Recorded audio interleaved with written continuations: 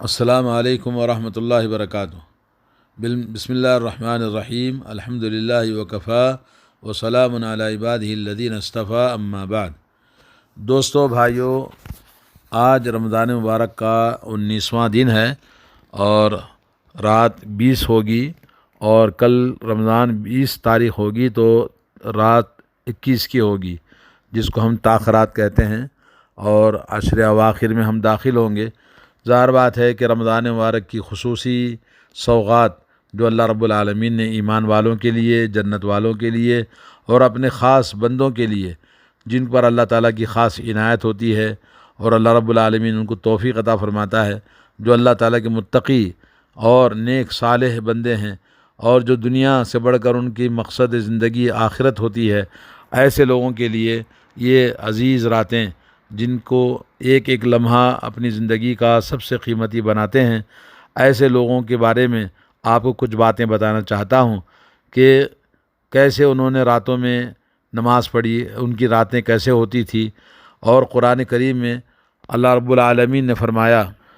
کانوا قلیلا من اللیل ما یہجعون وبالاسحار هم یستغفرون، کہ وہ اپنے بستروں میں بہت کم سوتے تھے اور رات میں اللہ رب العالمین کی بارگاہ میں توبہ استغفار کرتے تھے۔ آئیے اسلاف میں ہم کچھ ایسے لوگوں کو دیکھتے ہیں جنہوں نے دنیا کو پیچھے چھوڑ دیا اور آخرت کے لیے اپنی زندگی کو، ہر طرح کی بھلائی اور نیکیوں کو آگے بڑھایا، اور ان کا ذکر کرنا اور ان کے بارے میں جاننا ہمارے ایمان میں تازگی اور ہمارے اندر ہمت افزائی ہوتی ہے۔ اور اس سلسلے میں ہم حضرت انس رضی اللہ تعالیٰ عنہ کی بات سنتے ہیں کہ رسول اللہ صلی اللہ علیہ وسلم مسجد میں داخل ہوئے تو دیکھا ایک جگہ 2 ستونوں کے بیچ میں رسی باندھی ہوئی ہے۔ تو رسول اللہ نے پوچھا، یہ کیا رسی ہے؟ تو لوگوں نے بتایا کہ یہ رسی حضرت زینب کی ہے، کہ جب ان کو نیند آتی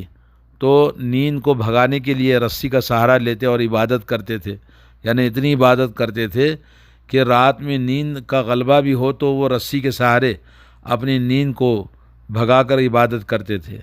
تو نبی علیہ الصلوۃ والسلام نے فرمایا، اس رسی کو کھول دو، اور فرمایا کہ تم میں سے جب کوئی آدمی عبادت کرتا ہے تو عبادت کے لیے اس کے اندر نشاط ہے اور اس چست ہے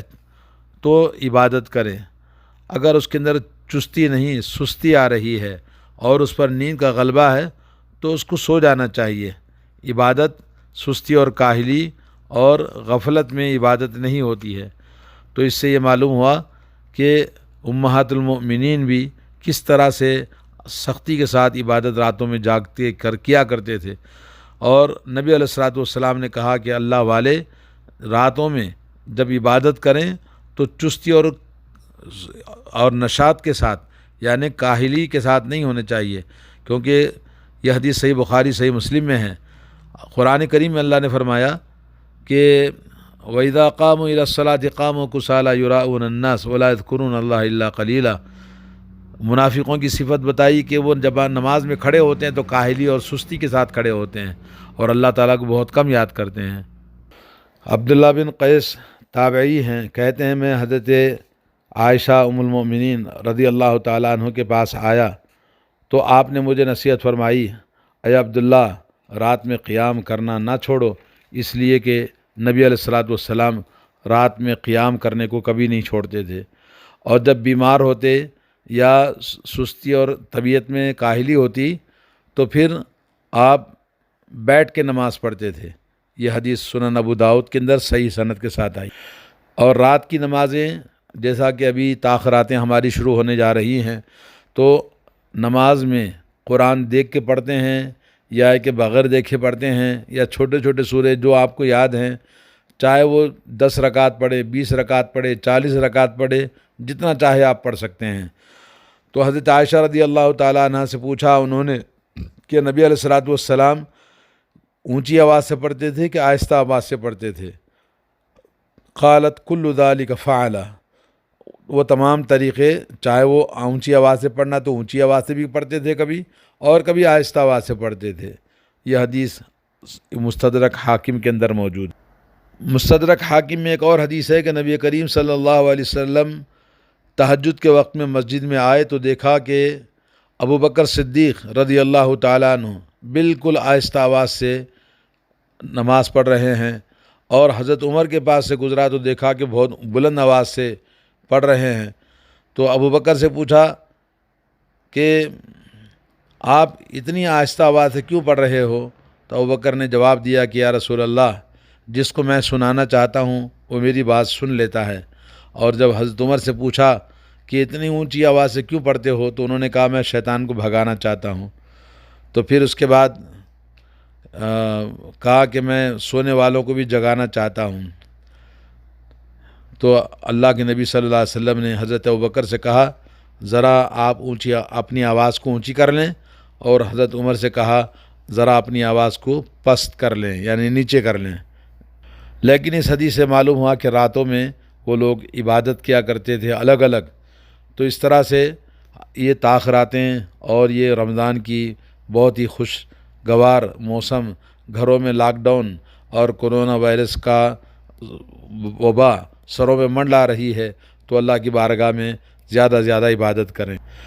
امام موطا نے حدیث لائی ہے کہ عبداللہ بن عمر رضی اللہ تعالیٰ عنہ فرماتے ہیں کہ حضرت عمر رضی اللہ تعالیٰ عنہ پوری رات نماز پڑھتے، جب آخری رات کا حصہ ہوتا تو اپنے گھر والوں کو جگاتے اور یہ کہتے وَأْمُرْ أَهْلَكَ بِالصَّلَاةِ وَاصْطَبِرْ عَلَيْهَا لَا نَسْأَلُكَ رِزْقًا نَحْنُ نَرْزُقُكَ وَالْعَاقِبَةُ لِلتَّقْوَىٰ۔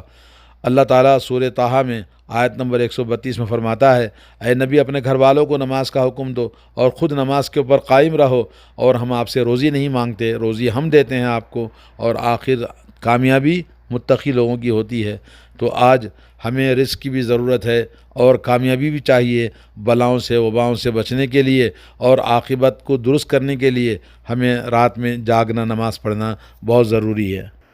صحیح بخاری میں اور مسند احمد میں یہ اثر آیا ہے۔ حضرت ابو عثمان النہدی تابعی ہیں، کہتے ہیں کہ میں حضرت ابو ہریرہ رضی اللہ تعالیٰ عنہ کے پاس 7 دن تک مہمان تھا،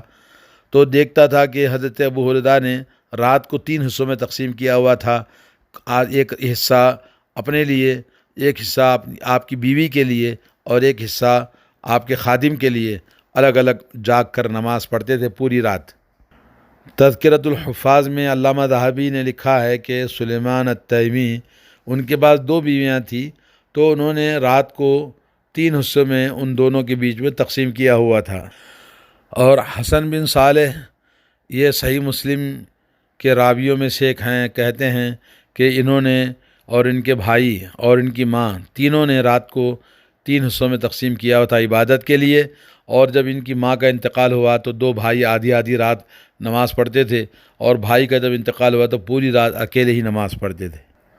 اور اسی حسن بن صالح کا ایک واقعہ لکھا ہے کہ ان کے پاس ایک لونڈی تھی، انہوں نے بیچ دیا، اور جن کے گھر بیچ کر لے کر گئے، وہاں جانے کے بعد اس لونڈی نے ان گھر والوں کو رات میں جگایا نماز کے لیے۔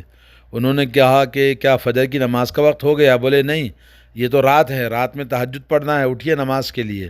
انہوں نے کہا کہ فجر کی نماز کو ہم پڑھتے ہیں۔ تو اس کے بعد اس لونڈی کو دیکھا کہ وہ واپس اپنے پرانے آقا کے پاس آئی اور کہنے لگی کہ مجھے آپ نے ایسے لوگوں کے پاس بھیجا ہے جو رات میں اٹھ کے نماز نہیں پڑھتے، مجھے واپس لے لیجئے، میں ان کے پاس رہنا نہیں چاہتی جو صرف فرض نماز پڑھتے ہیں۔ سبحان اللہ، اس زمانے کے لونڈیاں اور غلام بھی اتنے زیادہ اللہ والے تھے کہ راتوں میں جاگتے اور لوگوں کو جگاتے اور نمازیں پڑھتے تھے۔ یہ تو رمضان ہے دوستو، ذرا اٹھ کے جاگیں اور نماز پڑھیں۔ ایک تابعی بہت بڑے ریاح بن عمر القیسی، انہوں نے ایک عورت سے شادی کی جس کا نام ذؤابہ تھا،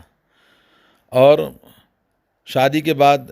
اپنی بیوی کا امتحان لینے کے لیے دیکھا کہ وہ آٹا گوندھ رہی ہے، تو کہنے لگے کیا تمہارے لیے میں لونڈی لے آؤں؟ تو اس نے کہا کہ میں نے ریاح یعنی ہواؤں سے شادی کی ہے، کسی ظالم سخت آدمی سے شادی نہیں کی ہے۔ اور جب رات آئی تو ریاح سو گئے، یعنی وہ تابعی سو گئے۔ اس کے بعد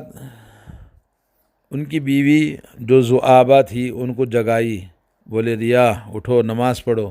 کہنے لگے اٹھتا ہوں، پھر اٹھایا، پھر وہ اٹھا نہیں، کہے اٹھوں گا، پھر اٹھایا تیسری مرتبہ، پھر نہیں اٹھے، آدھی رات گزر گئی، اور جب رات کا 1/3 حصہ اور رات کا 1 پاؤ حصہ باقی تھا تو کہا اٹھو، نہیں اٹھا۔ تو اس کے بعد کہنے لگی کہ لشکر والوں نے اپنا لنگر ڈال دیا ہے اور جو نیک لوگ تھے وہ کامیاب ہو چکے۔ اے کاش کہ آپ کو کس چیز نے مجھ سے شادی کرنے کے لیے ابھارا تھا۔ ارے جب آپ کو رات میں نماز نہیں پڑھنا تھا تو شادی کیوں کیا؟ تو اس طرح سے وہ بہت ہی عجیب و غریب بیوی تھی جو اپنے شوہر کو نماز پڑھانے کے لیے رات میں جگاتی اور نہ جاگنے پر بڑے افسوس کا اظہار کرتی ہیں کہ تم نے مجھ سے شادی کیوں کی ہے۔ اس کے بعد یہ دونوں جب ان کی کوئی خواہش ہوتی تو اپنی خواہش پوری کرنے کے بعد دونوں رات بھر عبادت میں لگے رہتے تھے۔ حضرت مالک بن دینار رات بھر ایک ہی آیت کو پڑھتے رہے پوری رات حتیٰ کہ صبح ہو گئی۔ ام حسب الذین اجترحوا السیئات ان نجعلہم کالذین آمنوا وعملوا الصالحات، یعنی ایک ہی آیت کو بار بار وہ نماز میں پڑھتے تھے یہاں تک کہ صبح ہو گئی۔ تو اس طرح سے رات بھر حضرت مالک بن دینار نماز پڑھتے تھے۔ ایک اور واقعہ ہے کہ زائدہ کہتے ہیں جو عراق کے اندر امام ابو حنیفہ رحمۃ اللہ علیہ کی مسجد میں نماز پڑھی انہوں نے، کہتے ہیں کہ میں عشاء کی نماز حضرت امام ابو حنیفہ رحمۃ اللہ علیہ کے ساتھ نماز پڑھا اور لوگ مسجد سے نماز پڑھ کے نکل گئے اور میں مسجد ہی میں بیٹھا رہا۔ میں چاہتا تھا کہ امام صاحب سے ایک سوال کرنا تھا، تو میں یہ دیکھ رہا تھا کہ جب وہ نماز سے فارغ ہوں گے تو میں ان سے سوال کروں گا، یہاں تک کہ دیکھتا رہا نماز پر نماز پڑھے جا رہے ہیں، اور جب وہ نماز میں یہاں پہنچے فمن اللہ علینا ووقانا عذاب السموم، تو پھر میں پوری رات انتظار کرتا رہا اور اس آیت کو جو کہ سورہ طور میں آیت نمبر 27 ہے، پوری رات امام صاحب اسی آیت کو پڑھتے جا رہے تھے۔ فمن اللہ علینا، اللہ نے ہم پر احسان فرمایا اور ہمیں زہریلے عذاب سے نجات عطا فرمائی، ہمیں بچا لیا۔ اس آیت کو امام ابو حنیفہ رحمۃ اللہ علیہ پوری رات پڑھتے رہے، اور وہ زائدہ کہتے ہیں میں مسجد میں انتظار کرتا رہا اور آپ یہ